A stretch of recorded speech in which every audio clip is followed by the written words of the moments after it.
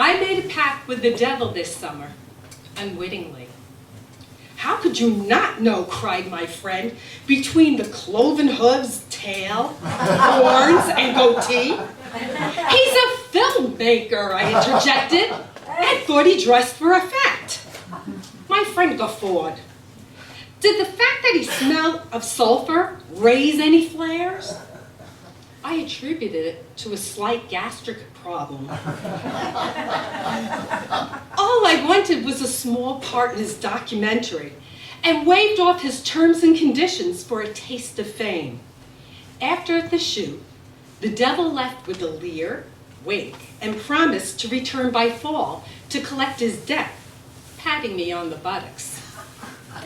At that moment, I realized he didn't want my soul. He wanted my flesh.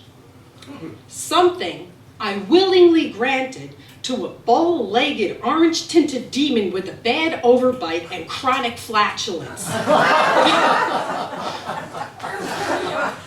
My friend lent his support. You definitely bit off more than you can chew. I sighed. Thanks for stating the evident. Imploringly, I asked, what should I do? Stock up on ice packs, he recommended, and perhaps a gas mask. I had 2 days of peace and quiet until I received a text message. Woman, you are deliciously unique, sending a frisson of fear up my spine. It was vintage Stephen from 36 years ago. Another one came in. You, my lady, are totally madly addictive, and I love it. That was Keith, the loser after the Stephen debacle. The devil taunted me, haunted me with past lovers. Fast and furious came the texts. Mornings, afternoons, middle of the night. Tendrils of memory tickled my brain.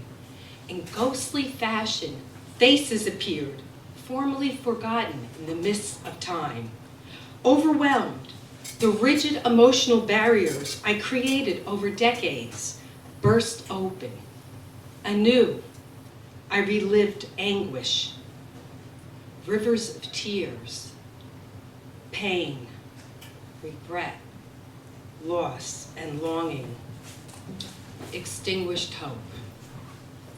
Where did all those yesterdays go? I didn't need the devil to point out how freely I gave my heart away to so many undeserving men. That was my mother's job. But did I listen? More importantly, did I really need 2 yentas now in my life? No wonder I'm a basket case in the romance department, I confided to my friend. I should just close the door and hang a sign, out of business. He dryly said, perhaps after your date with destiny. That night, I broke down and finally texted the devil. WTF, I eloquently typed.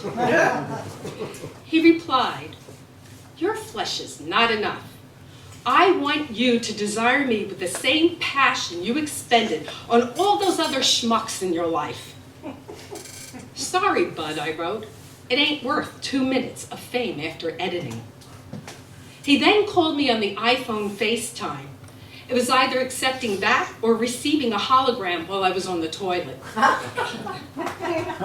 Yes, I said, greeted by his satanic bucktooth grin, beret jauntily perched on one horn. Here's the deal. I'm going to text you using only my words, no one else's. And if you aren't smitten in 2 weeks, then all bets are off. Gratefully, I accepted. Honestly, who in their right mind could get emotionally involved with flights of fantasy encased in text bubbles and find passion in an exchange of a few typed words? You're all invited to the wedding.